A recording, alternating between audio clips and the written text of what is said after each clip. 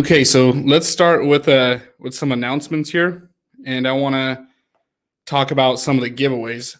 So we'll get into that in a second and how you can win the actual course. So actually, I'll give you the instructions on how to get the course, and then I'll reference it a couple of times for anyone that's joining.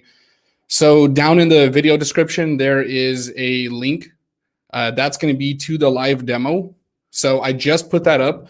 I built this course, or at least I got the launch kind of in a rush here. So down in the demo or in the video description, you're going to see a live link for the demo of the actual project. So let me open this up and share my screen.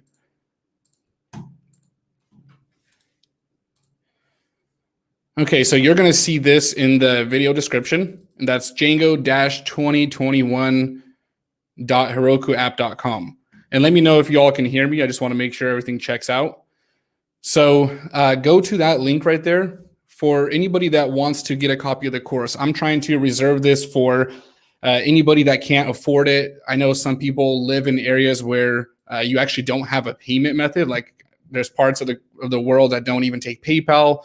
So if you're in one of these areas and you truly can't afford it, I would say apply for the course. If you can, please do not. I'm giving away 100 at this point. So we're doing 100 copies of the course.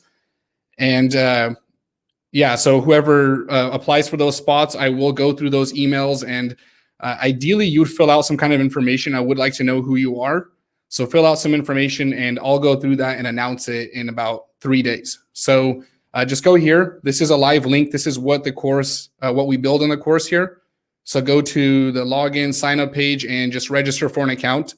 And the way I'm going to know this is your actual email is because if you don't use the real one, it won't send out, so I won't actually receive one. So you're going to get an automated email reply to your account. So if you don't use a real email, we won't see it. So yeah, that's the instructions. And let's go ahead and start getting into this.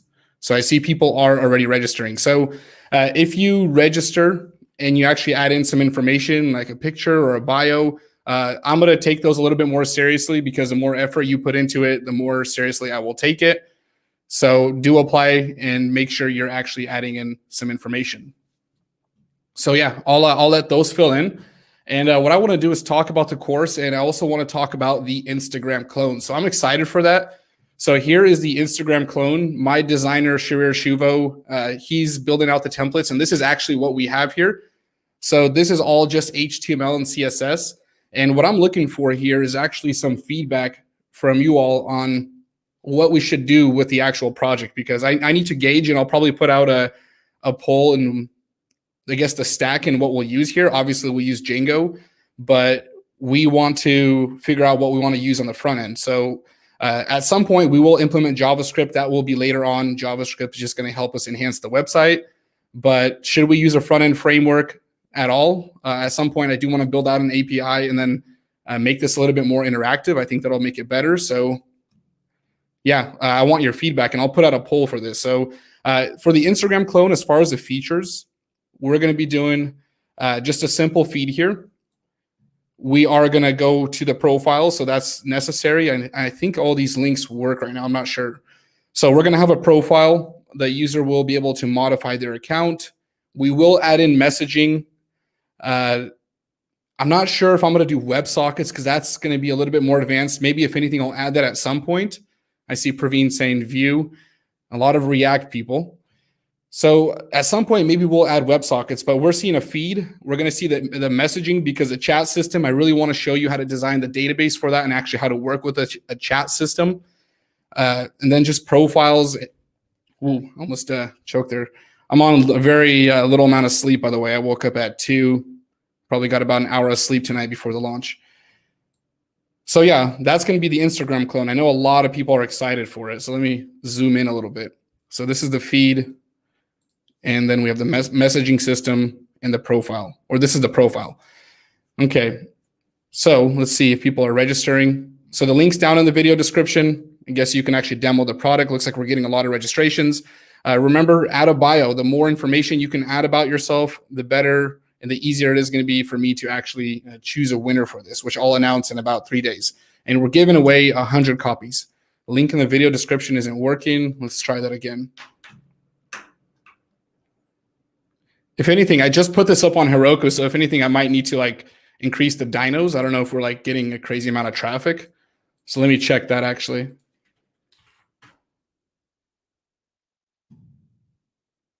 Let's see what we have. So I'm just checking the Heroku account, and I think we crashed the site. Let me see.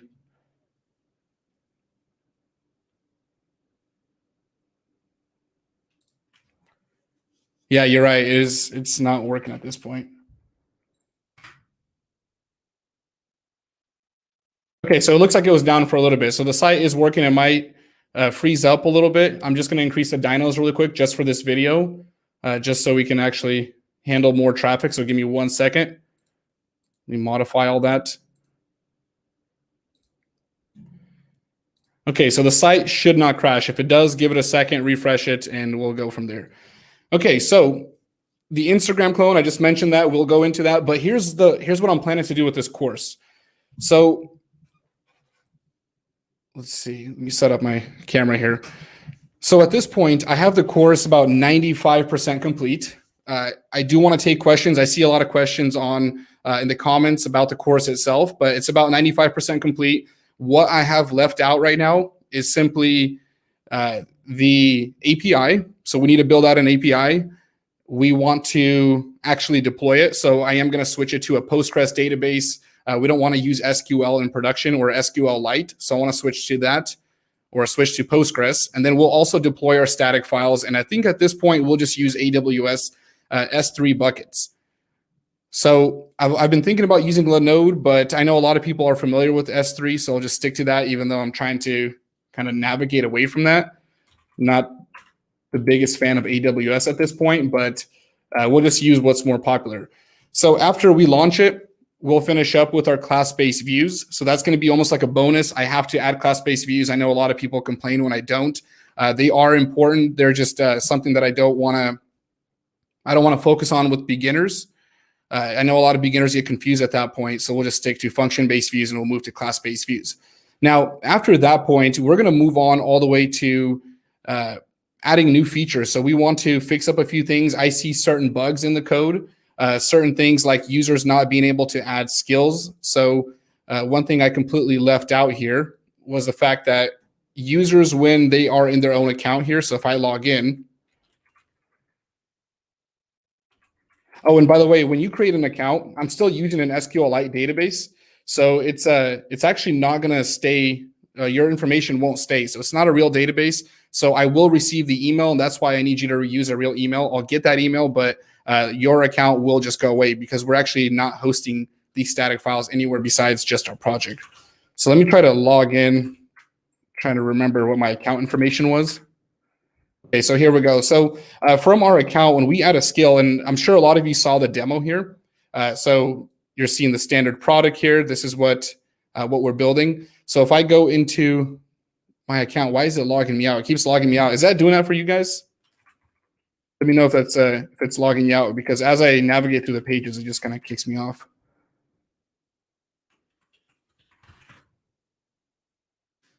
That might be due to the load of traffic at this point. Okay, so we'll get to that later. So yeah, after we go into our class-based views, we'll fix things up. A few things about the course. It is going to be beginner friendly, but it's also something I believe a lot of more advanced people can take. And the reason why I say that is because of the actual project itself. We're doing quite a bit. It's a pretty big project. I see people having the same error. I just wanted to focus on really building out an application and teaching along the way. So there's like more towards the middle section, I guess, more towards the end, we're adding in a lot of features that aren't really learning anything new necessarily. Things like user CRUD operations, users adding skills, tags, and so on. So yeah, we'll be building those in towards the end, but then we'll be focusing more on detailed things like sending emails, Django signals, registration, authentication, that kind of stuff. So the thing about this course, I am doing the giveaways. So I want to make sure that people who truly cannot afford it can have it still. But I am going to do a full live stream. I've wanted to do this for a long time. I've wanted to teach Django live. So actually go into like a classroom environment. So what I'll do here is I am actually going to build out the entire course live. And that's going to be free. That's going to be on YouTube. Now, it's not going to be cut up and edited the way that a typical course would be. It's going to be like 10 hours of content, and maybe we'll do it through a couple of days. So the content is going to be almost the same as the course. I'm just going to probably cut out certain parts of it. We're just going to get the application done. And for those of you that are trying to learn Django, you can follow along. So there's going to be a free version. Now for the Instagram clone, I'm probably going to end up doing the same thing. And I see people asking why it's paid. I can't work for free, so I just have to say that. I am always trying to give it out for free whenever I can. So there's going to be a lot of free options. For the Instagram clone, I'm probably going to do the same thing. It's probably going to be a paid course, but there is going to be a full live stream. I feel like personally, the live stream may be more fun than the actual course. In fact, I'm pretty sure it will be, because I'm actually going to have a guest on with me. At one point, I will have Praveen and my friend Abhi kind of with me while we're building it. So we're going to get to build it from scratch. The Instagram clone, we're going to actually hand code the exact template. So we'll be coding that out from HTML and CSS. So if you're completely new to that, you can follow along all the way from that point, and we'll be building the Instagram clone with all its features. So the course itself right now is at a 3-day sale. And what that means is that it's a sale. It's not that the course closes to registration. The price on its sale is at $12.49, and it is going to be at once I actually take it off the sale, it's at $19.99, so $20. So the sale is just there at this point. It ends in 3 days, but you can have access to it at all times. Once you get it, obviously you're going to have lifetime access. I am registering it with Udemy right now. So Udemy is in its approval process. And once Udemy approves it, I think that's going to be today or tomorrow for those of you that want to get it there. It's also going to be up on Udemy. Obviously, the infrastructure to the class is going to be a little bit different. In this class, we're going to have timestamps in every single video, notes, comments. I know Udemy has that, but it may not be as organized as what we're going to have in my platform. So yeah, I wanted to address those, and I want to go into the comment section, and let's just go back and forth here. If you have any questions, ask them. I'm trying to remember what I got in the comments on that video. Let's see, we addressed the Udemy thing.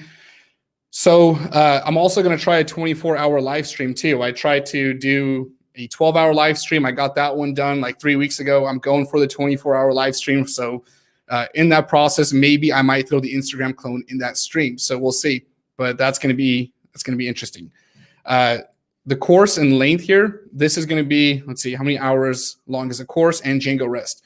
So the course itself right now is sitting at like 12.5 hours. I think when we're done, it's going to be about 15 to 18. The Django part is going to be or the Django REST part is going to be about 3 hours, I would say, maybe a little bit less than that. So what we're going to do for the Django REST framework is we're going to build out, we're just going to serialize some data. So if you know the concepts, this is going to be familiar to you. We're going to serialize the data.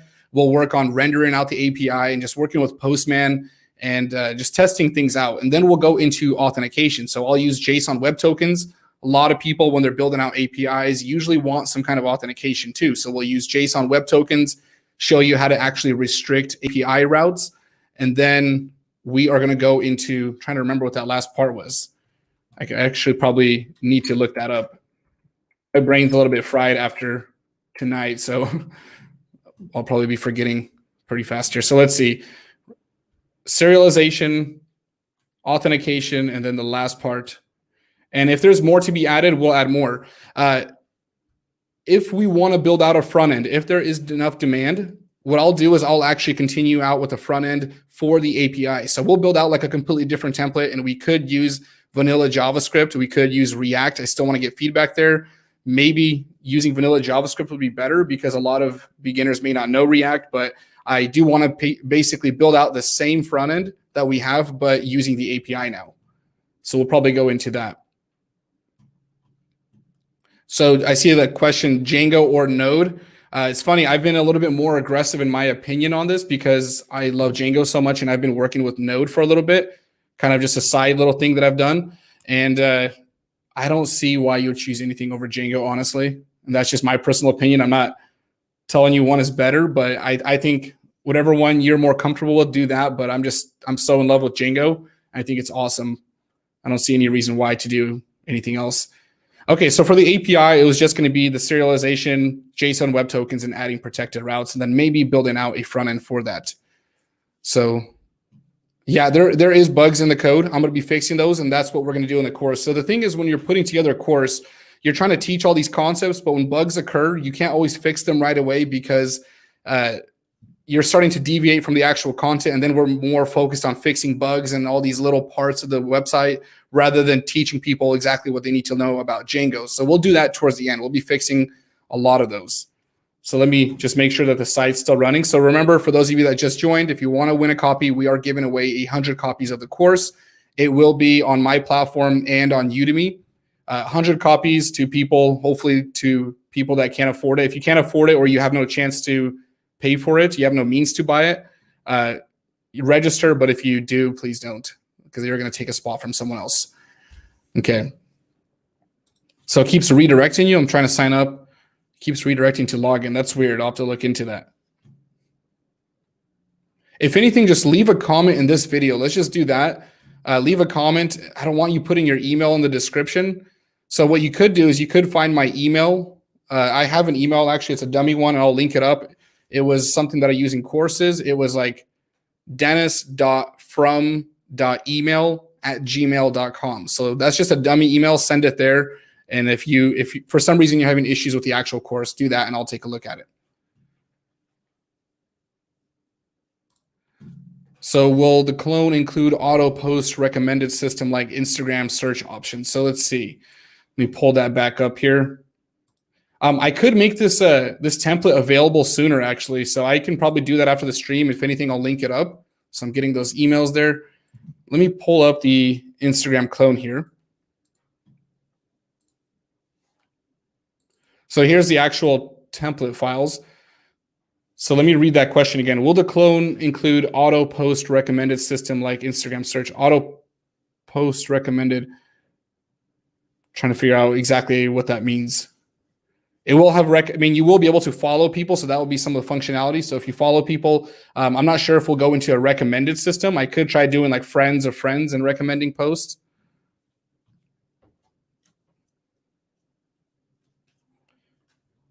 Okay, so I see some people are having issues. Yeah, I kind of assumed that that would be the case. We're having some issues on sign up.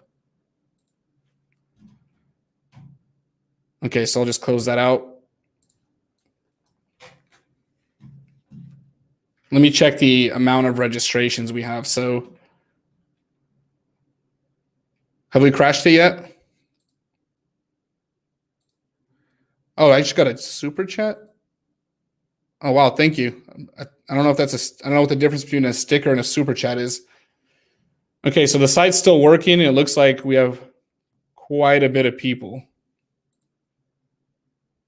Wow. We may have met our 100 user limit already. Still sign up. If anything, we'll just, you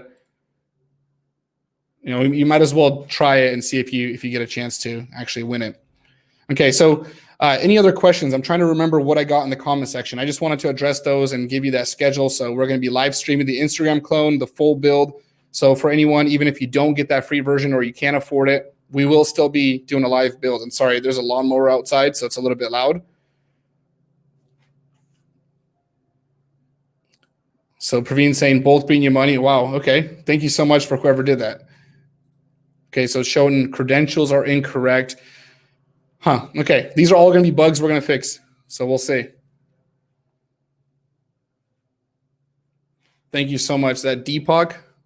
So are we going to deploy the project? Yes, we are deploying it. So I just quickly went ahead. I told you that the course is about 95% complete.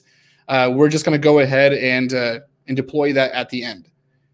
Ajax or Fetch. I personally like to use Fetch for this if I'm using it, but we won't be using this in this course specifically because we're not using JavaScript. Okay, I see some people are having issues purchasing it. I'm not sure. If you can send me what that is and maybe send me an email, send me what that's showing you. I want to check that out actually. What price will the Instagram clone be? I'm not sure. I'm going to keep it probably around the $12, $20 mark just to kind of keep it at that Udemy price or the Udemy sale price. They kind of price anchor everyone, so you don't really have a choice. The database, I'm going to be using Postgres for this, for the Instagram clone. That's my go-to. I don't really like anything else. I've used MySQL, but Postgres is definitely my preference, and it's a very credible one. So why do you want to make a full clone of Insta? Because a lot of people want to. We put out a poll, and that's what a lot of people were requesting. The one that actually won was the e-commerce website, but I have 2 projects on that. I have a Django React one, and I have one on YouTube already that does the Instagram or the e-commerce. So a lot of people want to see the functionality. So for an Instagram clone, here's what you're going to learn. Outside of the basic CRUD operations, you're going to be working on a following system. So you're going to have to work with the many-to-many relations. That's something that a lot of people want to understand how to do. Like, how do I follow a user and then see that user's post in my feed? I mean, obviously the point of building any clone is to learn the features, not to actually build a clone. So the follow system, the messaging system, those are probably going to be the 2 biggest things of the Instagram clone. And obviously the images and hosting those files and the styling of it. But I would say following, messages, and the actual images. I think you're going to learn a lot in that process, and that's going to be quite fun. We're going to learn a lot of HTML and CSS in that too. I'll try to go from the basics, assuming that a lot of Python developers don't know HTML and CSS that well. So the funny thing about the Instagram clone, when I made the post, somebody said you cannot build Instagram with Django. And I'm not sure exactly what angle they were coming from, but the irony in that comment is the fact that Instagram was literally built in Django. I know they've modified it, but Instagram is built in Django. That was their tech stack. And they I believe, are the biggest application right now in the world that uses Django. So it's like the biggest company that uses Django in their tech stack. I know that YouTube does it somewhere, where I think it does. But yeah, that was kind of funny because it literally can, because Instagram did it. Instagram built Instagram with it. So how do I participate in the giveaway? I'm going to keep mentioning this. It's down in the video description. There is a link. It's django-2021.herokuapp.com.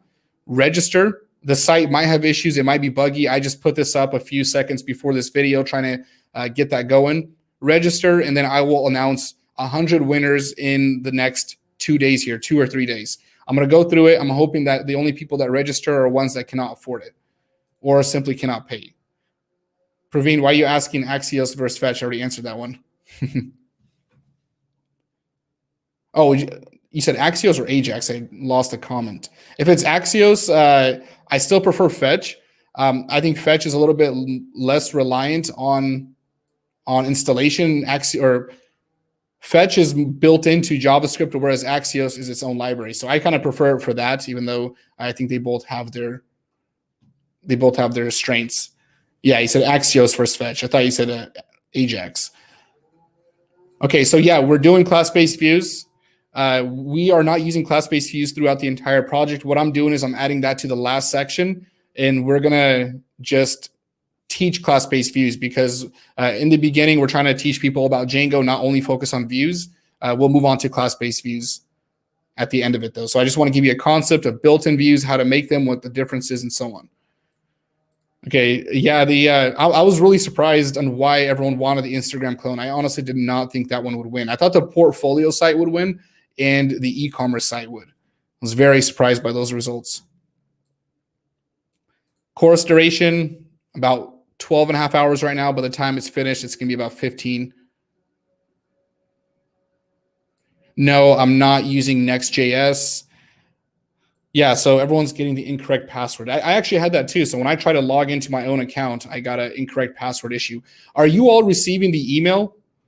You should be receiving a follow-up email. So when you register, and that's something that we're going to build in. That's a cool feature. So when somebody registers, you're going to get an email from my dummy account.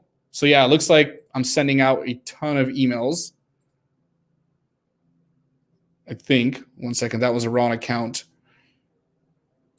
Yeah, so let me know if you guys are all getting those emails. Just confirm that. But you should be getting a follow-up email. And I see a donation. Wow, thank you so much. Really appreciate that. Yeah, so the funny thing about that is I was trying to figure out what to use in the course. And I ended up going with Gmail because that's such a common one. So basically on a password reset or when someone registers, Django sends out an email to a recipient of my choice. And that's going to be the person that registered or requests their password. Gmail is very common. So in this case, Django has to log into my Gmail account. And there's some things that you kind of have to do with that. You have to create an app password, which I guess isn't necessary, but it's safer to do that. And you also have to turn on like less secure apps. But I was also thinking about using something like SendGrid. So SendGrid is like a third-party package or a third-party website or company that lets you send emails. And the funny thing is I registered for SendGrid and they just blocked my account and then like had me go through all this stuff to reset it. So I just stopped dealing with it and stayed with Gmail. I figured most of you know Gmail anyways, and SendGrid, you have to pay for it. So that would be better to do that in the course rather than give you some kind of paid options. Okay, so yeah, if you signed up and it's redirecting you, I may have gotten the email, but if anything, just go ahead and send me a direct email and I'll link it up in the video description so you can check it out after. But dennis.from.email@gmail.com. Send it there and just say, hey, I'm applying for that giveaway, and I'll find you that way. We'll pick 100 people. Super excited to get the feedback from the course. We really made it project-based. I really wanted to focus on that. What is the first programming language you will recommend for a system administrator to start programming? System administrator, I mean, that's usually more like AWS, database stuff. I mean, I guess that still could be pretty vague. I don't know exactly how to answer that one. System administrator, I think Python would be good for that, but it depends on what you're doing. Okay. Any more questions about the course here? Just want to make sure to address all those. So someone's asking now you will be having 3 paid courses after the Instagram clone. Yeah, I'll be having 3 paid ones. I'm always going to have a ton of free content on my channel, even this course right here. So remember, it's going to be live. I might do that next week sometime. I might even have some time tomorrow. I still want to finish up the course, but I might just start filming live episodes. So you're still getting the course content just live.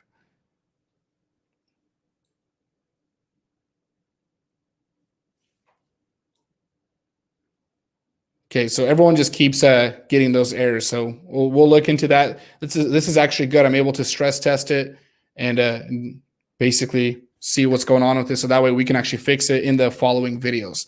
So for those of you that get the course, we'll be fixing up a lot of stuff too. Oh, okay. So to change my career into programming. So this is the system administrator person. You're probably still dealing with more. Well, I guess you're not coding at that point, but I would always say that if you're going into something, you can never go wrong with Python or JavaScript. Those are the 2 languages I'd always recommend. There's always still good stuff though. PHP is always still a good option, even though people seem to not like it. So Python, JavaScript, PHP, I think those are all going to be good options. I like PHP. I'm obsessed with it. And that's what I said in the intro. When choosing a framework, a lot of people, to me, the funny conversation is the whole thing between Python and Flask, or not Python and Flask, but Django and Flask. And a lot of people like to harp on Django and talk about how it's more opinionated, how it's heavyweight, and it makes you do things the Django way, I guess. And I don't see that as a bad thing. Like I was working with Node.js the other day, and I've worked with Flask. And first of all, I can set up a Django website and just as fast as I can a Python website. It's a matter of going ahead and running the start admin command or start project command, and I can create a view right in the root URLs file and have a Django project, but it's going to be a shitty project. So when people say that Flask can get you up and running really fast, so can Django. But then the idea of having to deal with every single part of it is just such a pain. I really don't see it. Like in this process while I was studying, because I was doing research for that specific part, I became more strong in my opinion on why Django is awesome, or even more heavy frameworks like Ruby or like Rails, so Ruby on Rails or Laravel. I referenced those. Just absolutely amazing. They're fully customizable. So never understood that argument. As I do more research, it still doesn't make sense to me why you would even say, why you would be against a heavy framework like Django.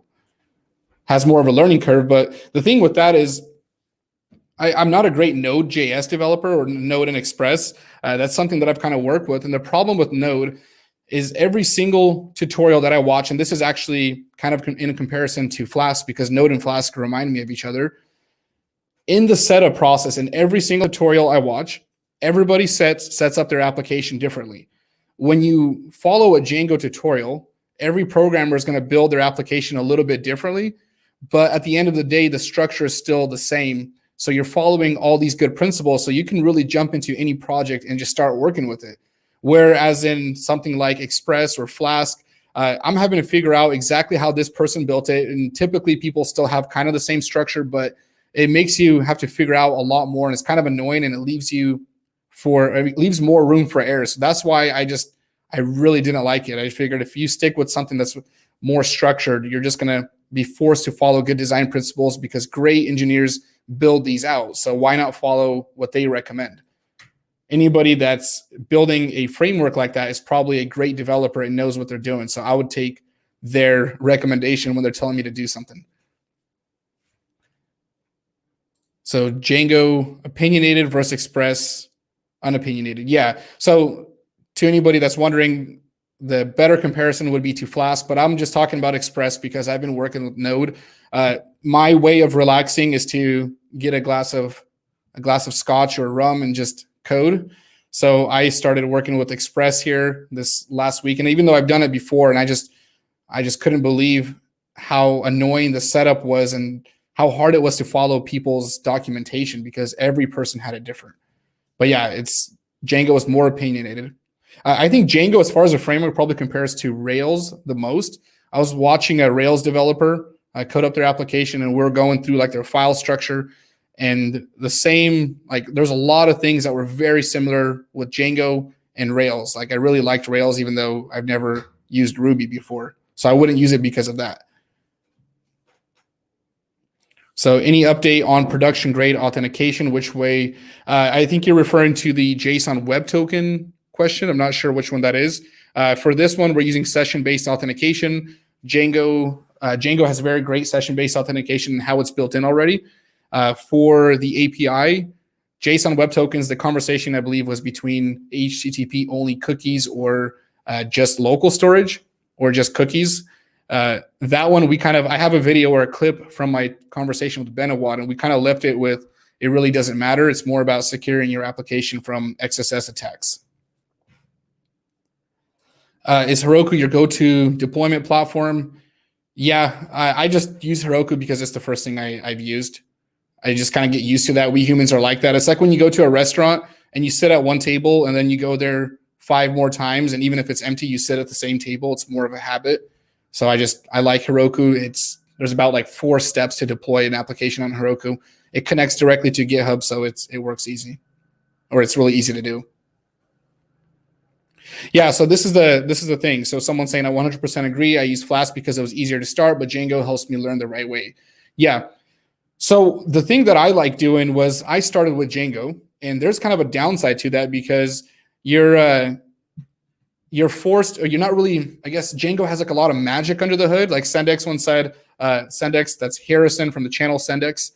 He said that people always complain and talk to the Django developers and why, or they ask them for new features. And it's funny because it's like Django's this unicorn. It already does so much and people still want more features. But the issue with these features and Django being so awesome is that you can be lazy in how you build it and not know what you're building. So that's a good thing and a bad thing.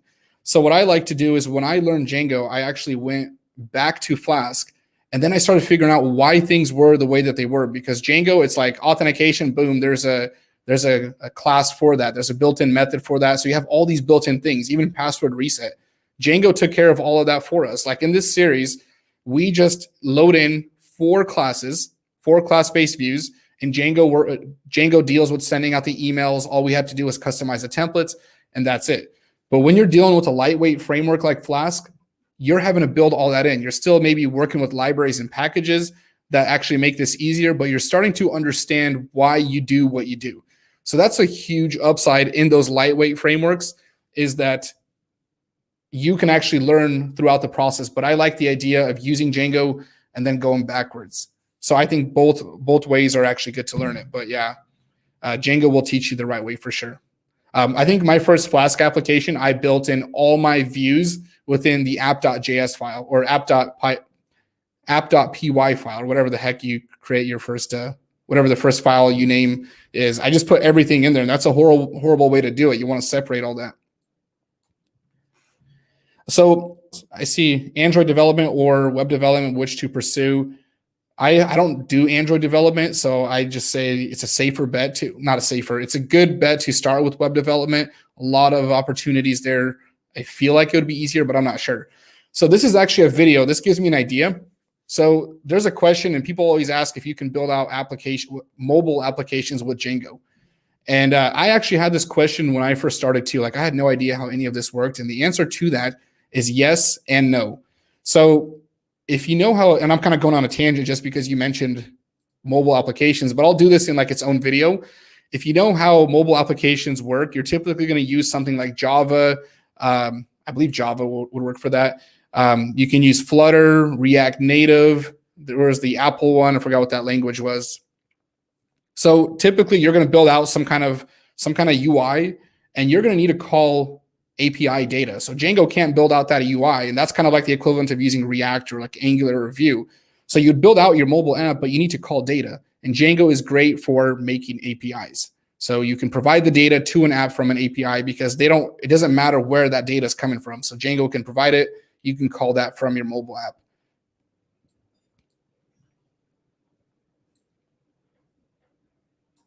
PHP, do I still think it's good to learn? Heck yeah, I do. Absolutely. I'm so the opposite of what tech Twitter is on this. I still think PHP is one of the best programming languages for web developers. I think 70% of the web is still made up of PHP, but that's primarily because of WordPress. But I also think Laravel is the second or third most used framework, backend framework, and that uses PHP. So there's so much job opportunities. When people kind of make fun of it, I would say don't listen to any of that. Just see what the job market is. But yeah, of course it's a great one. It's just not sexy. That's it. People like to go for Node.js because it's common. It's kind of hyped up. Django has a little bit of hype behind it because of Python. But yeah, PHP is great. Django is absolutely awesome. Yep. Okay, so course is in Udemy or Teachable. It's in both. So Udemy, I can actually check it right now. They're going to approve it at any point now. It's still in review. I submitted it last night when I finished up uploading all the videos for the Teachable project. So it's still in review, and I'm assuming that's going to go live tonight. So I'll post the links to that because I know a lot of people can only purchase through Udemy. I know that there's some kind of system, which I had no idea about. Apparently, Udemy for certain countries changes pricing structure. So yeah, apparently people can use that process there, and some people just don't have access to any payment gateway, which Udemy does provide. So I did want to put it up there for people to access. So is there a direct way to opt? Let me pull up the comment. Is there a direct way to opt for using email other than username or login? Okay, so this is the pain in the ass that Django kind of set up for us. By default, it uses a username, and there's about 3 workarounds to this. So the easiest one, and I actually did this in my course with Brad Traversy when I did the Django React e-commerce course, the easiest one is just use an email for that username. If you use an email, it'll work. And it's kind of annoying because in the back end, you're going to see the username and then you're going to see an email. So just fill in both fields. That's like the clunky way to do it.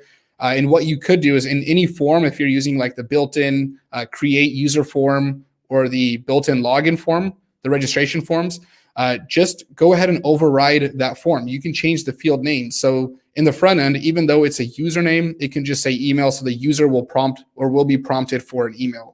You can also customize the form field itself and make it an email field so they have to provide an email. So you can modify it that way. The other way is to customize the user model, which I'm not a big fan of doing. I don't like to touch it. I like how Django built it, and I don't see a need to customize it. So those are 2 options. There was another one. I'm trying to remember that. But yeah, if you just change up what the user sees, you can customize the forms.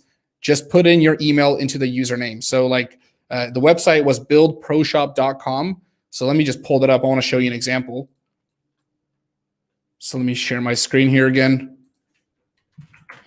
So in this website, when you go to log in, you're seeing this email field, right? That's a username. So whatever the user sees, it doesn't matter. We're going to output whatever we want, but just make sure that somebody puts in an email here instead of like some kind of built-in username or like whatever their username is.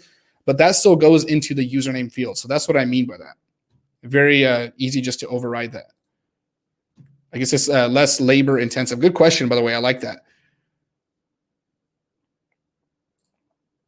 Yes, I still think PHP is good to learn. Plenty of jobs. Great language still. I also tend to go against popular opinion. So technically, popular opinion is that PHP is good because it's so commonly used, but it's like it's unpopular in like social media. And anytime I see a trend like that, I try to go against it because I just don't like crowd mentality. Because the crowd is typically wrong. There was like some study done where it's like people, when they're in a crowd, tend to get like 10% dumber, or they lose their IQ level goes down or something like that. I don't remember how it was, but it just means that their rationale wasn't the same because they're more likely to respond to what their peers say rather than think out something themselves. So that's kind of my issue with the whole PHP argument. We just kind of get into this argument because our friends are saying it. Laravel or Django? I see that question. Where did that go? Like just disappeared. I clicked on it. I'm going to say Django because I'm biased. I like Python. So again, my decision was Python is one of the top programming languages. I think I don't know if it's in the top 3. It's like between JavaScript and I think it was C and Python. So if Python's a top programming language and if Django is the top programming or the top framework for Python, I think Django kind of wins that argument, but yeah. So Udemy is better for Mexico. Prices are suitable than to buy directly in US cities. Okay, yeah. So it turns out that there's some kind of like price reduction there for different countries. I wonder if I can do that through Teachable. I'll have to look into that. I don't know how I feel about that. It's kind of interesting because you want to offer the prices to certain people, but then it almost seems unfair to everyone else. But I don't know. I like the idea that people can get it though. That's kind of the main thing. Okay, so I see people communicating with each other. So let's see, cover Django testing. Yeah, that's a topic I want to get into. My friend Praveen actually just started getting into it. He's a really smart kid. He was writing some Django tests and he was actually showing me. So I need to study those a little bit more and I'll have to put something out on that topic. I'm becoming more and more of a fan of testing. I know Justin Mitchell is all about testing. We had a conversation about that and I was super shocked in his opinion on it because I went for 2.5 years working in my job without writing a single test.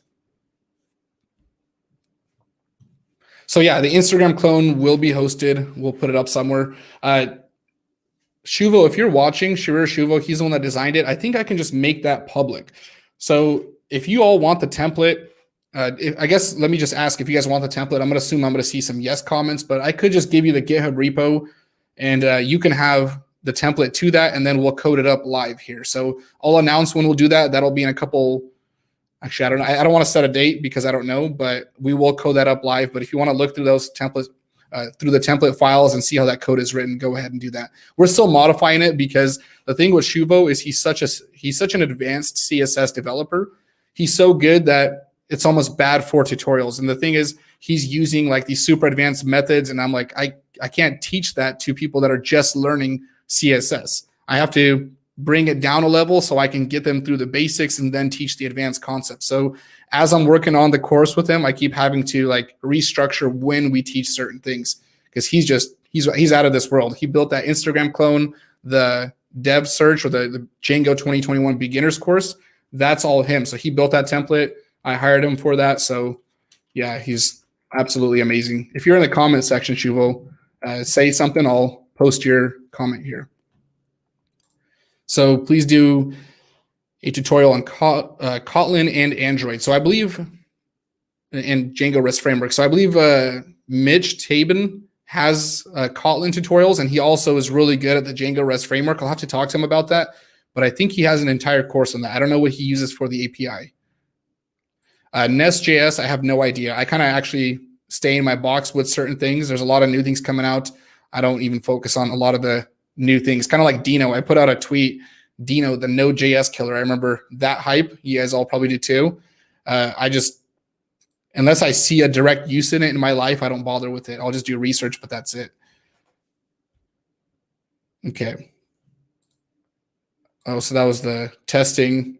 Yeah, it's usually ignored in tutorials because it's such an advanced concept, and there's I'm not going to say there's not a high demand in it, but anybody that's writing tests is usually not taking a beginner's tutorial. But I could add that later on, and I think I will. This is the course where I want to start uploading a lot of stuff to. And the cool thing about a course on like Teachable or on Udemy is that I can update the content and not like have repercussions from it. Because if I do that on YouTube, it loses all of its views, then it loses all of its SEO rankings, and the video just kind of goes away.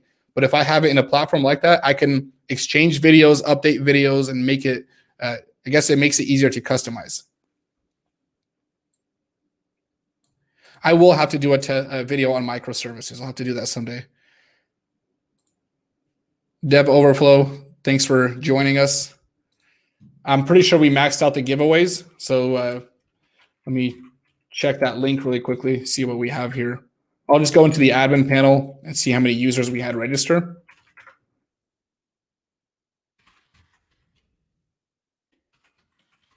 Any questions about the course, go ahead and ask them here. Any topics, I guess we can just go into an open Q&A. I missed everyone. I haven't streamed for a while since that 12-hour stream, actually. So I'm totally up for going here. I'm going for a bit. I'm also on no sleep too. So if my brain's foggy, sorry about that. Yeah. So it must be in the server side because I can't even log in through the admin panel. So I don't think the bug is on our end. Like the Django admin panel right now. So I'll just bring that in here. Let me add that to the stream. I can't even log in through here. So this is that live link. I'm trying to log into my account and I have admin access and it won't let me log in. So I'll try that one more time. So I think it's with the server and now it's letting me log in. So nope, never mind. I just refreshed. So yeah, the issue isn't with what we built. It's somewhere in the backend. I have no idea what that is. Maybe it's the SQLite database that's doing something. I'm not sure. We'll look into it though.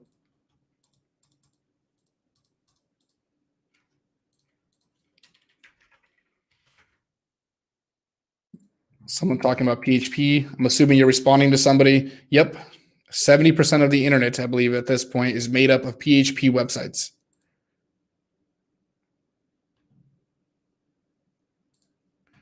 Thank you. Thank you so much. Curtin. All right, let's see. What else do we have?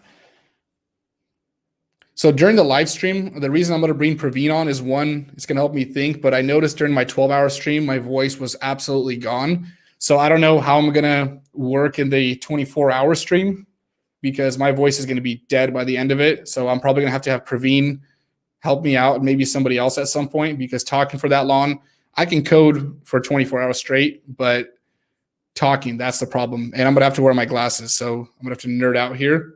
This is what I actually wear when I code. So yeah, that's going to be fun. Sure, I'll get some comments on that.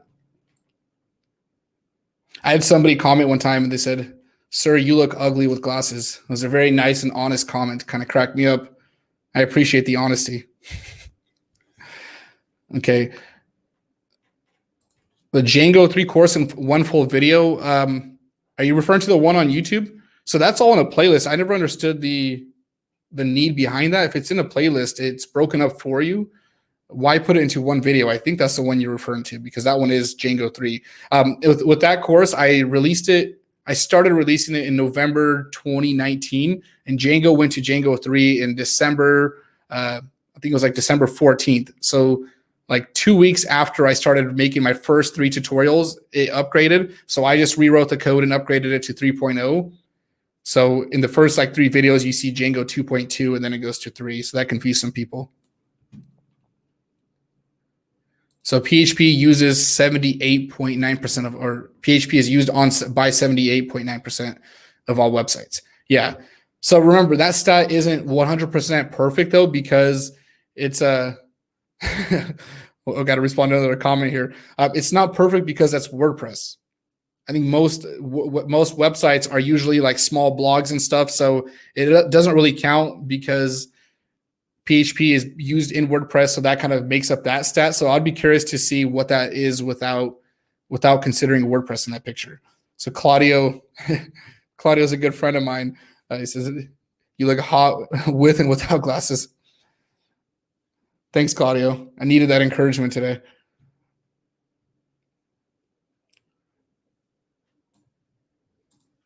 Thank you for these comments. These comments always mean a lot to me.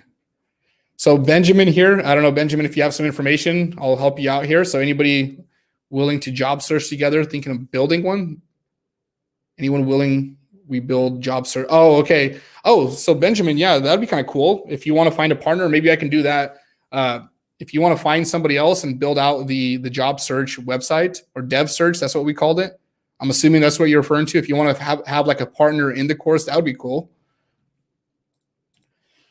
Okay, front-end tips for going hand-in-hand with Django. Any recommendations for the course? Front-end tips.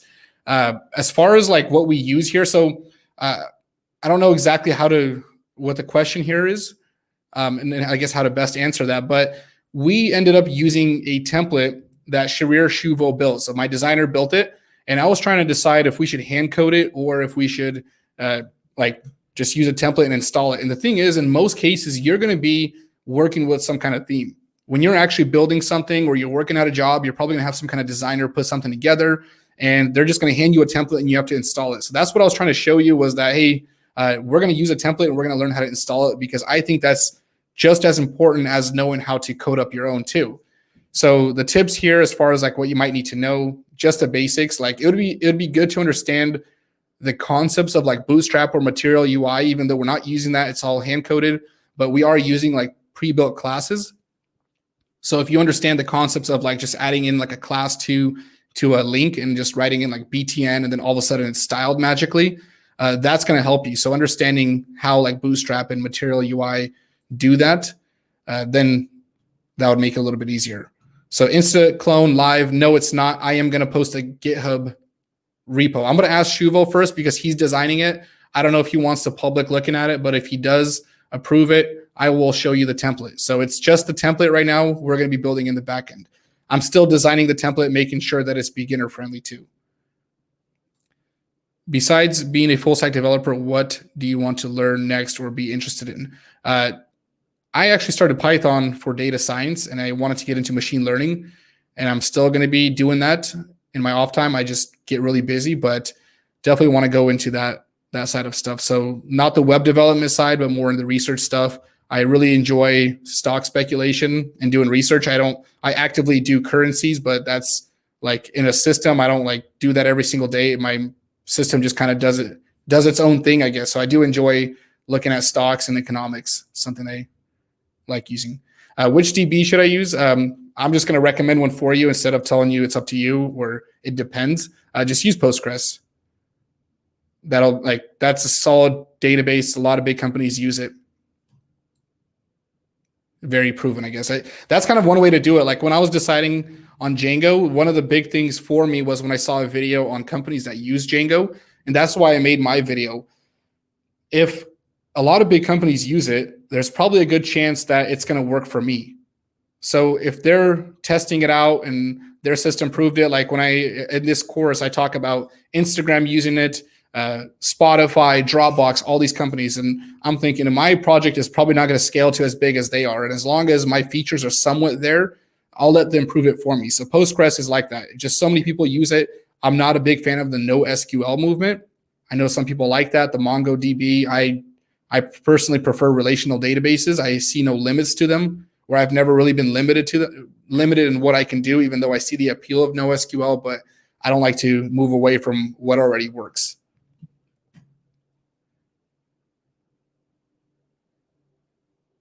Okay, so what's this reminder? I want to send a reminder email to user every January and July to change password. How to do that in Django? Okay, so you're going to use something called a service worker, I believe is the official term. So basically, not a service worker, but a background worker. So this is something where you can use something like Redis for, which is already built into Heroku, and basically you can run background tasks. So I'm going to give you a horrible explanation of it because I don't do this that often, but basically you can have another server that runs and it just listens to certain events and times, and you can trigger functions at certain time periods. Like one case where I had this was when clients on my website at work, I had to build in a system where they would download an Excel sheet. And this sheet sometimes takes like 15 minutes to download because there's hundreds of rows and a ton of data in this Excel sheet. So what I would do is I would send a function that would trigger that service worker, or that, I'm going to totally butcher the name. I think it's a service worker, and it would trigger it and it would perform that task in the background. So those background tasks can be scheduled periodically on a time. That's something that I might have to show you how to build one day. But if you're doing research, look up how to run background tasks or service workers. So I used Redis for that, and that'll be easy. So in your case, January 1st, July 1st, you can just tell it to trigger a function on those dates, and it'll send out an email. Claudio looks like Edward Snowden. I can see that.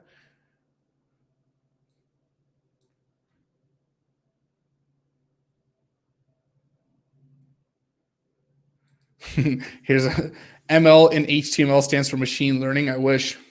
Maybe we can finally end that horrible conversation, because it's one of the dumbest arguments I've ever heard. Django REST API tutorial. I might do a full one on that. I have one on YouTube, but that is going to be in this course. That's at the end of the course. I wanted to cover Django and Django REST framework. So the thing is, there are some people that will learn Django just to build out APIs and databases. Like there was I think it was Matthew or Matt. God, I forgot his last name, but the channel Just Django, great channel, check it out. He was talking about Django being dead. You know, people always talk about SEO being dead, PHP, that kind of thing. And the argument to Django being dead was that its templating engine is outdated. There's no reason to render templates. And that's a horrible argument. Just because templates may be used a lot less now doesn't mean that they're not used at all. So I can see where someone can say it was dying if Django only had its templating engine to render data out to the front end. But you can build out a database, build out the entire backend, and never render a single template and just provide API data. So that's why I wanted to include this, because I feel like nowadays you cannot have a Django tutorial without covering the Django REST framework, at least the basics of it, because there are people that literally don't touch the templating engine. They'll just skip through all of those videos in my tutorials and they'll just go straight for the REST API. So there's people that focus just on that. So yeah, it was needed, and that's part of the series. It's a video that's still going to be added. And I see someone just donated. Wow, thank you so much. Is that Byron? Really appreciate that. That means a lot to me. I'm still backed up, so I can't pull the comment. I'm still at the very top here. I'm trying to answer them one by one. And then randomly, it'll just scroll, so I miss a lot of comments. Okay, so yeah, it's been logging everyone out. I got to see what's going on here. Maybe the server's just overloaded, but it's even doing that in my admin panel. Just send me the email. I'm pretty sure we're over 100 users, but I'll just try to pick some out. So if you want to increase your chances, write something. I'll look into it. I want to make it a merit-based system rather than just first come, first serve. Do something like that. But yeah, just send me an email. Okay, so let's see. 12 hours. 12-hour stream is hectic.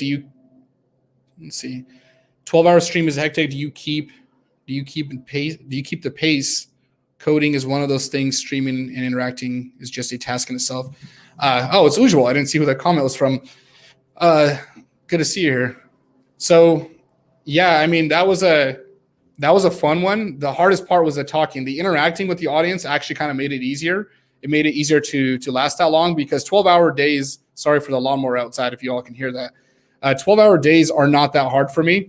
I used to do 16-hour days, not recommended, but that was a regular lifestyle for me. So a 12-hour stream was nothing. The only hard part was the talking and not taking my little breaks in between, where I usually get up for like half an hour and stretch or take a walk.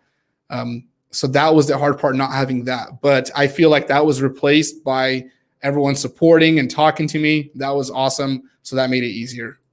But I am excited for the 24-hour stream. What I'm probably going to do, I won't announce it beforehand, because I have to start it in the morning. Because if I stay up all day and then start the stream at night, and I'm going to go for 36 hours or something like that, and I also don't know how to sleep during the day, that's like impossible for me. So it has to be, in my case, 10 a.m. So right about now, I guess, it would be like 2 hours before this time. So whatever time zone you're in, that's when I'll do it. I'll wake up if I feel refreshed with a good night's sleep. Most nights I get 4 to 6 hours of sleep. So if I get a good amount of sleep, I will get that stream going. I'll just announce it and then you won't be able to miss it because it'll be all over YouTube. Do you think Django devs need to learn front-end frameworks? No. Yes and no, I guess. So if you're going to be just a back-end developer, depends on what the job title is. In many cases, you won't need to. I think it's going to be helpful. You're always going to make yourself more powerful, or I guess more desirable to companies. But if you are good at designing databases, you can just focus on that. There's some back-end developers that will never even touch the front end. Like typically a full-stack developer Django is going to be a full-stack developer, but typically a full-stack developer usually needs to work in the front end. But there are some people that just work on designing databases, designing the architecture, focusing on the API itself. So in theory, no, you don't need to learn a front-end framework. I think that's going to be helpful, but if you just know Django and JavaScript, you're still going to be pretty available for a lot of job opportunities. I think that's, it's good, but not necessary. I wouldn't stress that at all.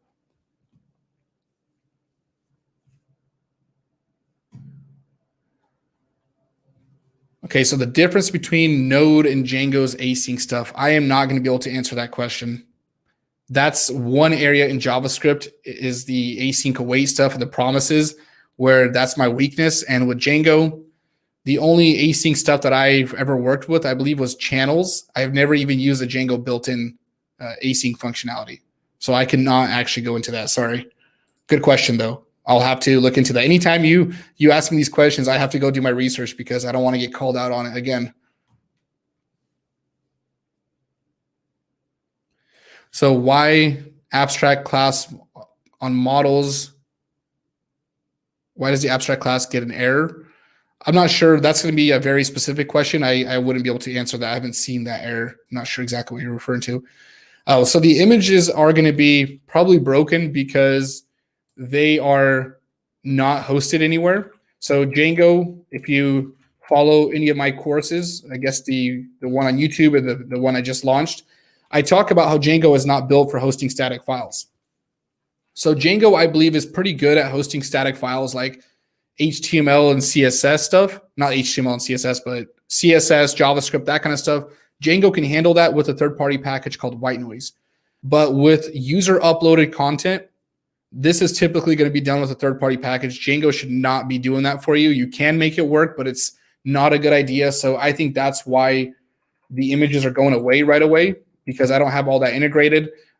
We're still working through the course. I just put it up on a server to show you the demo. So that's why you're going to see a lot of issues. I'll probably take it down right after this anyways, and I'll just be going through those emails. And then eventually we'll fix it. So by the time you see this, if I decide to leave this stream up, it'll be fully running. We'll have a real database.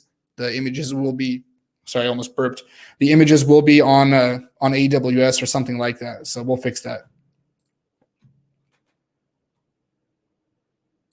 So add a join button here. Thank you. First of all, I don't know how to do that. Add a join button. Is that like you're talking about like a paid subscription? I've never set that up. I've seen people do that, but I just don't feel like people would be interested enough in actually paying for that. But obviously you would be if you're posting that. So I'll have to look into that. Instagram backend Django. Yep.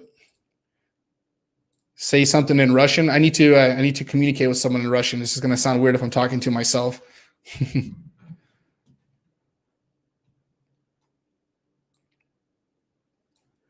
Okay, any project ideas? If you're learning, so this is I guess I can go into this topic. The most important parts about learning anything, like I always start with like a to-do app, because CRUD functionality is how I get my start in any kind of application.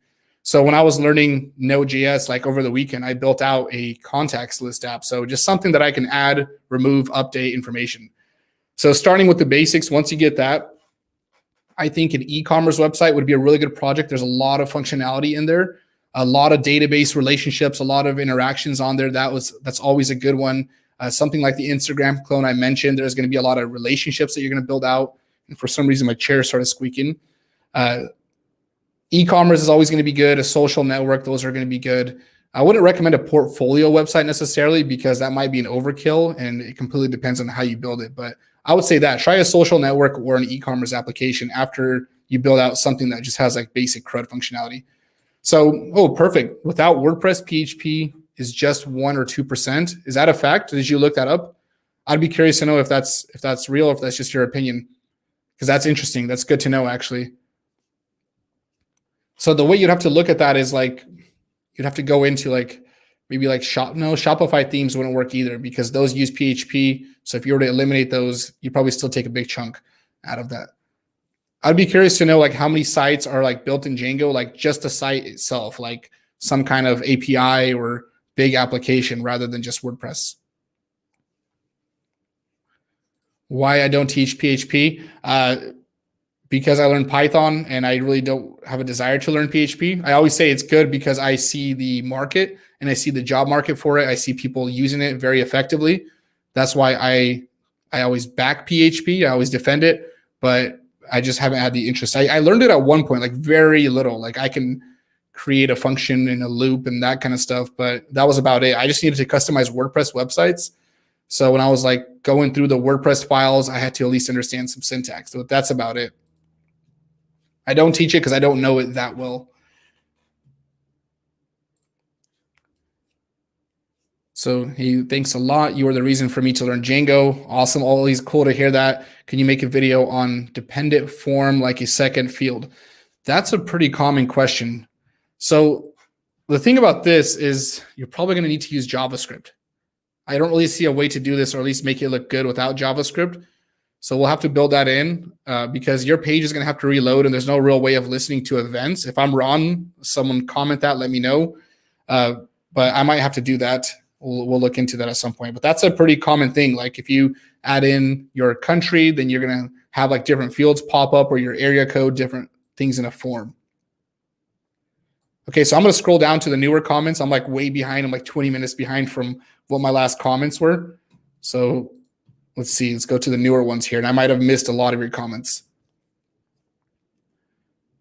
What's the best hosting platform without pain? Someone commented that. Oh, now I just missed a comment.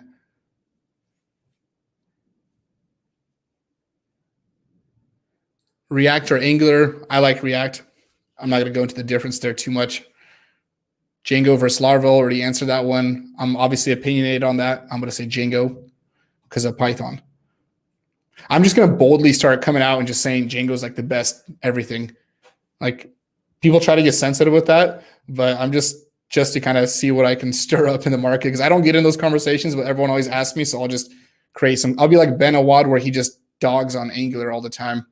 I'll just be anti-Laravel and anything else, or Laravel.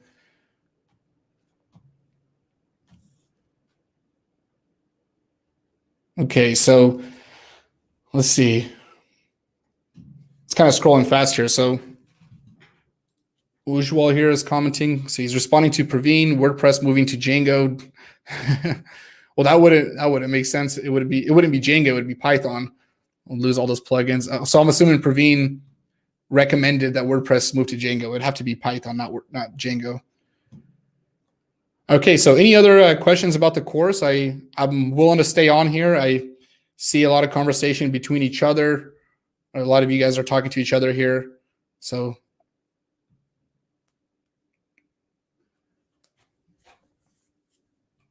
okay, so let's see this one. So Django for storing static is good when the server is deployed has an ext4 file system. Trying to interpret that last part and what you're saying. Are you referring to white noise? Like, is that what white noise is? The technical terminology. That's the part that's throwing me off here. So I tried building a school management system, got stuck on the model design to have separate datas for students, attendance, exams, results per academic year. Any advice? Okay, so I'm going to give you some advice on designing a website in general, because this is where a lot of people get overwhelmed. And anytime you're designing a website, a lot of people have this misconception. It's kind of like those memes where you see that programmer with the hoodie on and the sunglasses and he's just going at it. And that's the misconception in designing, where in database designs or in building your application, people think that you have this like awesome wireframe. Like I'll just give them a plug here. I'm not sponsored by them, but I always use their system. So Draw SQL. People always assume that this is what you have when you start designing your application. So I'll just pull up a diagram here.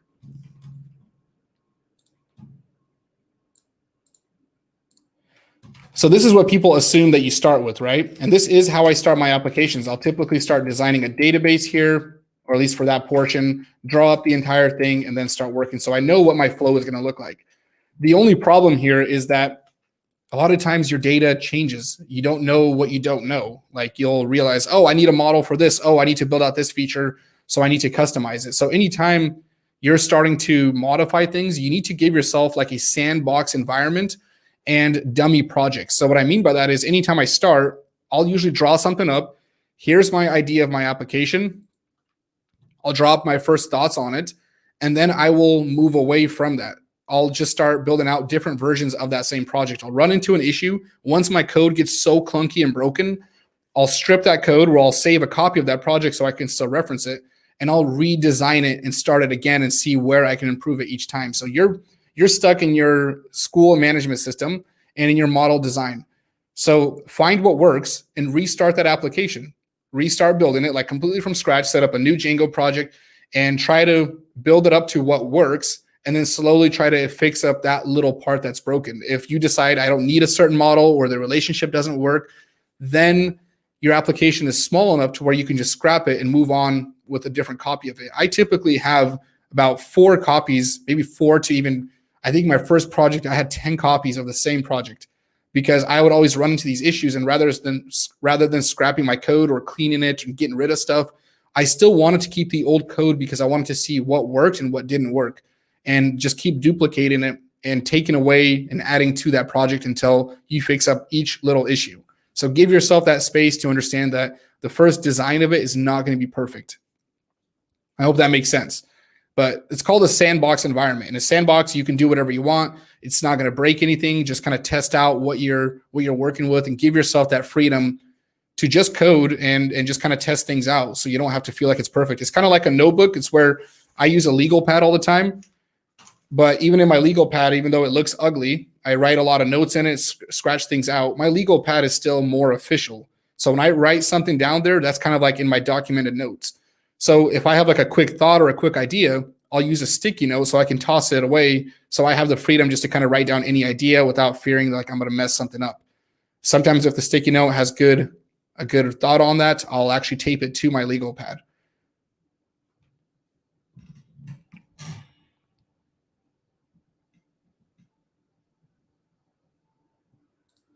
Okay, so according to what you said to me on Twitter, you became this good. I don't know how good I am, but at building as you learn, you became this good by just building as you learn, but it is hard to see straightforward course on Django. Can you recommend it, even if it's yours?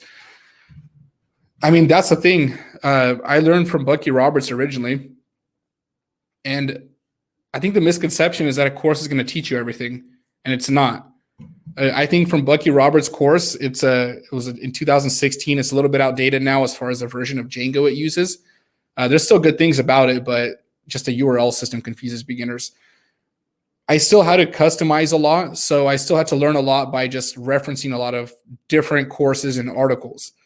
So I can't recommend one course, a complete course. I think anything by Justin Mitchell will be good. I will always vouch for his stuff. I can say even take my course.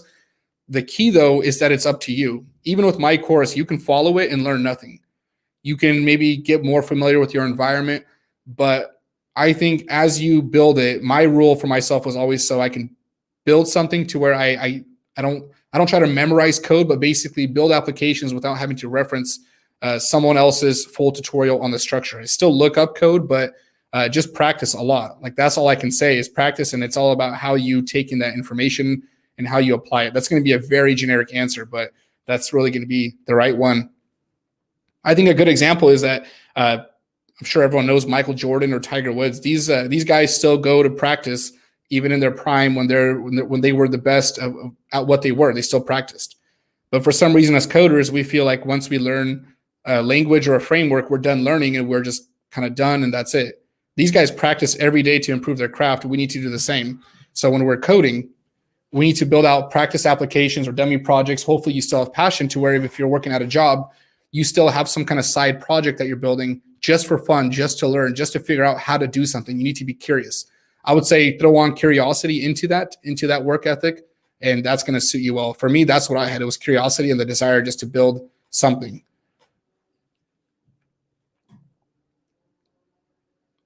So is it possible to call function B 10 minutes after function B?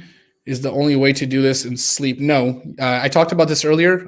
Background tasks, you can absolutely schedule tasks and just to run in the background. So I used Redis for this, but you can schedule it and it'll trigger whenever you want it to. It can be in a year from now at a certain time every day. So you don't have to call a sleep function.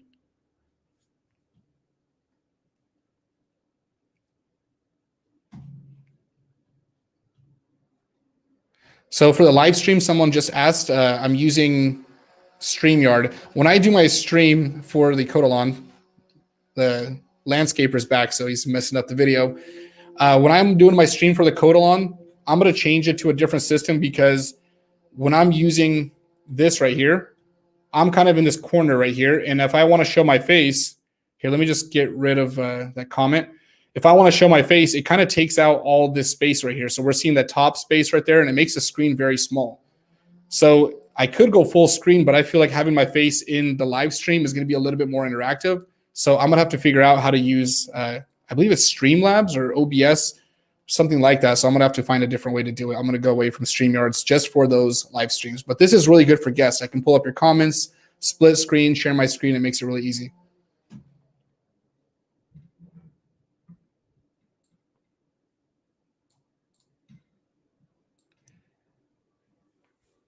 Okay, so let's see. So in tech companies, class-based views are used or function-based views.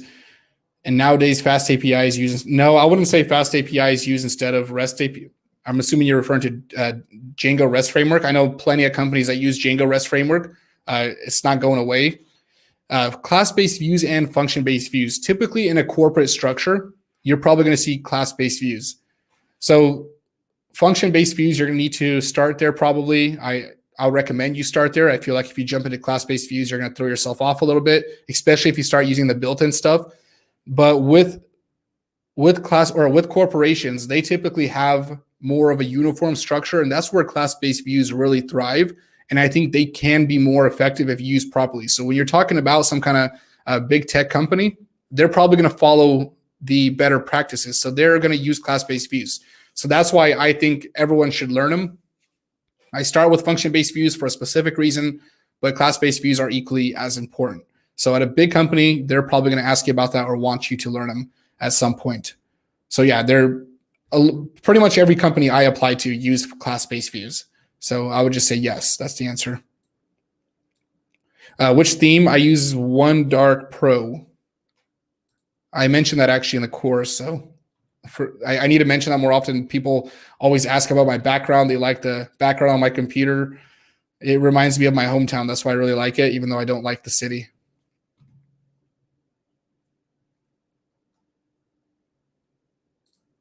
I was wise to get this course. I hope you enjoy it. I'm really looking forward to getting feedback. I'm super excited.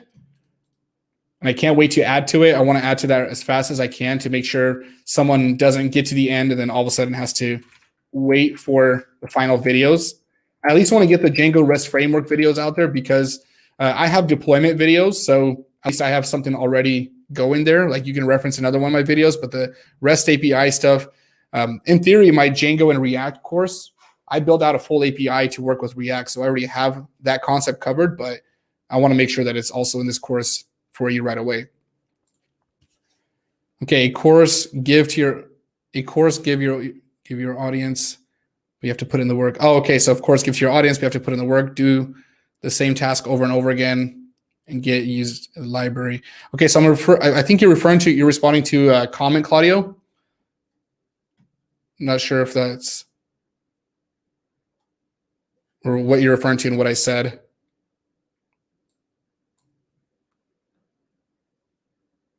Node or Mern? Well, the question's a little bit wrong there. Node is in the Mern stack. Well, I'm assuming you're saying Mern, so you're missing the A there. Mern, no, you're missing the R. So for what am I missing here? Okay, maybe that is right. But yeah, Node is part of that. So it's not, it wouldn't be like a versus argument because Node is in that. It would be like comparing, a lot of people say Node or Django, which is not the right comparison because that's apples and oranges. It would be Python or Node.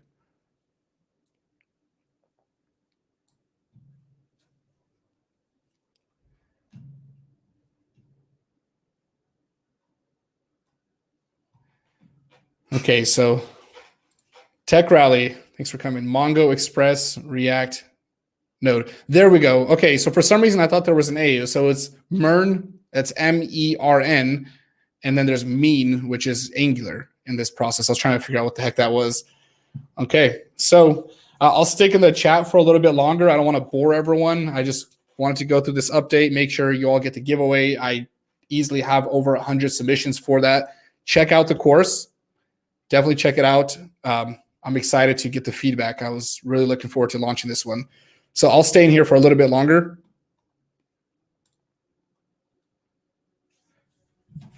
Okay, so why do you need to build an API for your website? Is an API meant for third-party usage only? No.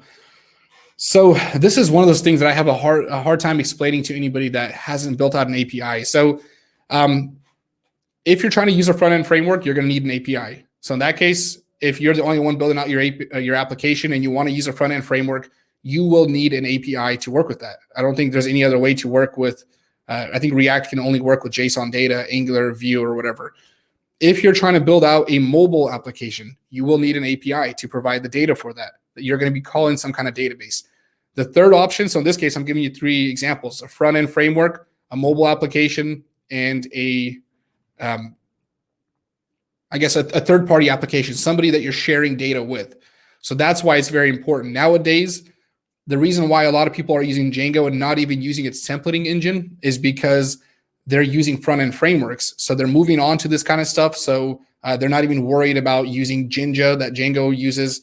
They don't even care about that because they want the front-end frameworks. So that's why, because front-end frameworks are great. A lot of people don't like them just because it's another thing to learn. You can build out a lot of applications in vanilla JavaScript, but I think it's going to be a lot of work. It's the same reason why we use Django instead of just vanilla Python. Like, why not just use Python to build a website? There's a big reason to why you don't, because there's a lot of stuff that you have to hand code. There's already a framework built in for us. So when it comes to the front end, yeah, it's a little bit less necessary, I think, to use front end frameworks for certain applications. But if you're trying to work with state management, you're really trying to make an interactive application, why hand code all that when somebody's already built a framework for that? You're using a framework in the back end. Why not use one in the front end? So I say that kind of loosely because I don't want to start taking the side of front end frameworks for a lot of Python developers, but that's the best way I can say it. I'll probably like do more research on that and write up an article because I know all the reasons. I just can't always explain it in the best way. I hope that one made sense. So yeah. And let me know, actually, if that actually made sense. I'm looking at your name is just M, so just comment yes or something like that. I'd love to see if that made sense to you. React or Vue? React is more popular at this point. Well, that's kind of a loose way to say it. React is highly used, and I like React. I do want to get more into Vue, but at this point, I don't really have an opinion. I like React, but I haven't used Vue enough to form one. Oh, your question was, what should I do, React or Vue? So here's a good way to look at this. Anytime I'm learning something, like I was working with Node and I was trying to figure out an ORM to use, and there was like Sequelize or Sequelize. There's a couple of other options, and what I do in my research is I always look at documentation. So look who has the better documentation. In this case, I think React and Vue have really good documentation. Then look at usability. So if you're looking for the job market, look at who's using it and where you can get hired. At the end of the day, even if you pick the best choice, if there's no jobs in your area, don't use it then. Or if you're trying to build something else out, I guess that's up to you. Another one is online resources. It's why things like Dino take a long time to get into the market, because there needs to be tutorials on it. People want to see articles. It's hard when you run into an issue and no one's creating content on that topic. It's why it's really good to pick up React right now, even though Vue's picked up steam too. I think Vue actually has plenty of content. If you have an issue, there's a good chance somebody has ran into that same issue. So you have a lot of resources to reference. But in this case, I think both are going to be good. I think it's really just a job thing, even though Vue, I think, is more enjoyed. Praveen is obviously going to be giving shout outs to Vue. Praveen, here's a question for you. Have you tried React? Like really tried it, not just over a weekend. I think in order to form an opinion on something, you need to try it, because I know a lot of people get strong in their opinion because it's the only thing they've done. And I was that way with Django until I tried other stuff. But what happened was once I tried other stuff, I realized Django was still my favorite. But I think you need to give other frameworks an honest chance before you form a strong opinion.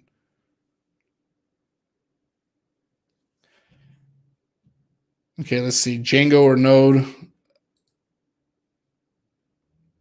I mean, if you know Python, I'm just going to say Django is going to be easier, which is harder. I'm going to say Node, I guess, because it's lightweight, which is funny because it's lightweight. You would think it'd be easier, but you can build an application faster maybe, but it's going to be a little bit harder, I would say. Okay, so Praveen has tried. Okay, I'll trust your opinion then.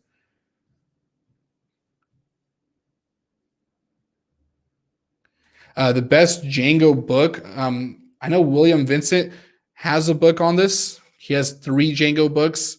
I'll check those out. I haven't read them, so I cannot recommend them. I will not recommend something that I haven't used, but I do know him, and I know his work, I guess. I've read a lot of his articles, so I can validate it that way, but I would say check that out. And then there's also 2 Scoops Django, and that's written by Daniel Royfield, I believe.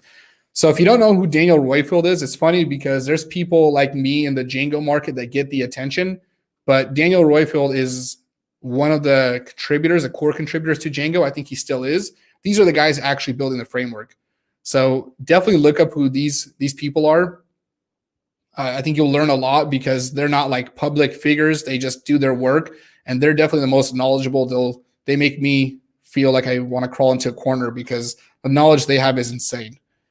So if he wrote a book, and that's 2 Scoops Django, go check it out. I'd recommend it. If one of the developers of Django actually wrote the book, probably a good book. So I just answered this one. Can we build mobile applications with Django? Yes and no. So no, you can't build a full mobile application, but you can build an API for a mobile application, because an API is going to be one part of that if you're working with data. So if you're actually trying to call some data, you're probably going to need some kind of API to provide it. Okay. My brother here. So Avery says, hi, that's my niece. Tell her I love her, Igor. Thanks for jumping in. Okay, so please provide me with a roadmap. I am a developer and have 80 plus clones. Should I send you the clone? What kind of clones are these? Like, do you know every part of the application that you're building? Like, that's you have to be careful with just building a lot of stuff. I've seen a lot of people build stuff and have no idea what they built. They just follow tutorials, copied and pasted code. 80 plus clones, you need to be applying. If you're looking for a job, you definitely need to be applying. If you're actually skilled, you need to be working on your interpersonal skills. You need to work on marketing yourself. If you're truly capable of building that many clones, and let's say these are real clones, like good ones of like e-commerce websites, social networks, you should have a great understanding of Django. 80 plus is a lot. That is plenty. At this point, you should know a lot. So one is, what's your understanding? What are you actually learning? And another is what you're understanding, but I also want to know how good they are. And then you need to be applying already. A lot of people kind of stay in the cycle of just learning and learning. That's not good. Definitely need to apply what you know right away. Okay, so someone said, you mentioned that you started with jQuery. Is this because you didn't know about React, or because of the book, or do you actually recommend jQuery? So jQuery and React aren't really comparable. jQuery is a library framework. I don't know what people call it now, but it's not like a full front-end framework like React. I use jQuery because I bought the book JavaScript and jQuery by John Duckett. Personally, jQuery is one of those things that always takes a lot of heat, just kind of like PHP. In this case, I think people are a little bit more correct on it, but jQuery is still used a lot. A lot of applications still use it, and a lot of companies still use jQuery somewhere. They're not just going to start rebuilding their tech stack just because something is not as popular. So I learned it because of the book. I I actually liked it. Like I like the syntax. Going back to vanilla JavaScript taught me more about how JavaScript works, but I totally didn't mind it. I don't use it anymore though. So it's this one. What are free course resources of building a project from crash, free for college? I have a full Django course on my channel. Check that one out. Still up to date.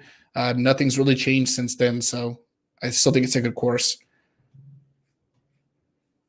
A lot of other good ones. Net Ninja, Justin Mitchell, any of these people will have great courses, all on YouTube. Okay, so when we use Django with React, we have to deploy Django and React as separate applications, or can we deploy as one? You can deploy as one. So what I do is I run my build in React, which is going to make turn everything into static files. And then I'll put those static files into my Django application, and Django will actually host my React application. In other applications, I'll completely host them separately, where one's just called the API. So that's up to you. But I actually have a video on my channel. Just look up Django React Hello World project or Django React To-Do app. I have 2 videos on this topic, and in both videos, we connect Django and React together. So check those out. I probably need to update those though. I'm using class-based components in there, which are, I guess, a little bit outdated at this point. They're still great, but with the introduction of function-based components in React, those really just kind of took over the market. I love them too. So I want to update the courses to actually do that.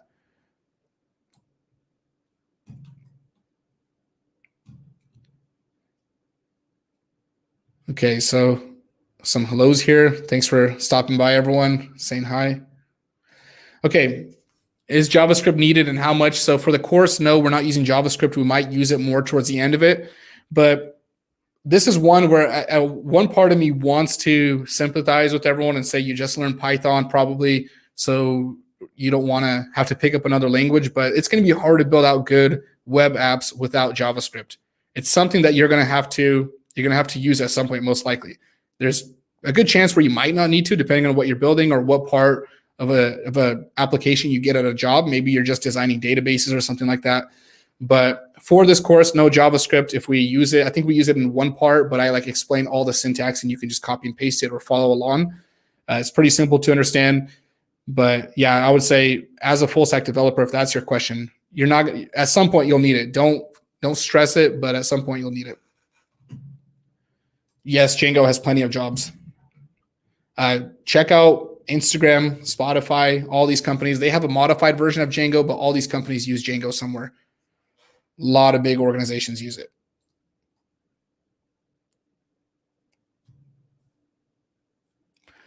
Okay, so let's see.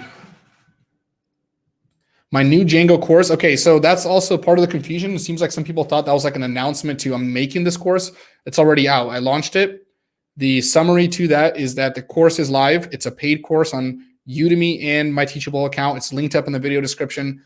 I am going to be live streaming the entire build though. So what that means is that I'm actually going to be redoing the course live. It's going to be different from that one. So there's a benefit in actually purchasing it and following the clean cut videos and so on. But it's also going to be available live once I actually record it live. So I see someone saying hello, привет, in Russian, I'm guessing.